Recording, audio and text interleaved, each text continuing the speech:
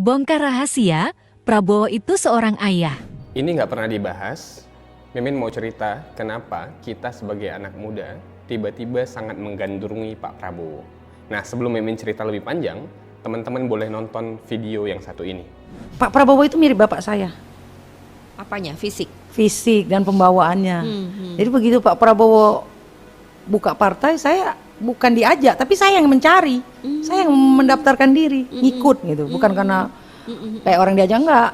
Awal-awalnya kan banyak partai, saya nggak pernah tertarik. Begitu Pak Prabowo buat partai, saya merasa serak dengan cara berpikirnya. Kan saya suka baca buku, nah, cara ininya. Dan suka satu lagi, waktu dulu kan Mila tuh belah pinggir kayak gitu kayak bapak saya, jadi saya merasa Jadi sesimpel itu, sederhana iya banget awalnya ini kan tambah alasannya kesini tambah kenal, tambah saya jatuh cinta dengan Pak Prabowo. Artinya ya pilihan saya tentang seorang pemimpin itu ya seperti Pak Prabowo pastinya.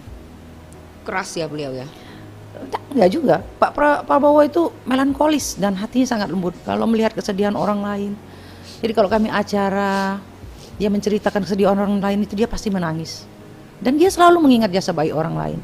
Dan dia selalu melarang kami untuk menendam, membenci orang lain. Itu selalu. Kan kita kadang gemes sudah udah begini, udah biarin aja. Udah biarin aja, jangan, nggak boleh dibalas, nggak usah begitu.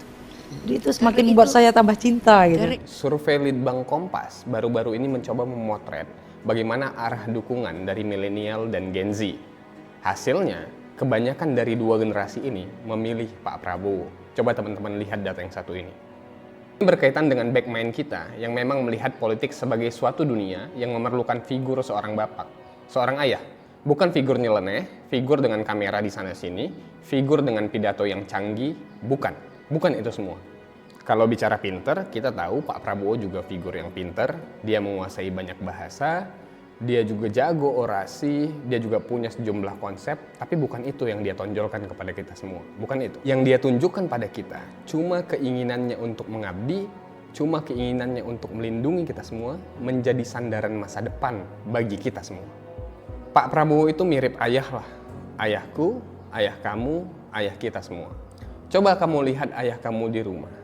Kemudian coba kamu lihat Pak Prabowo.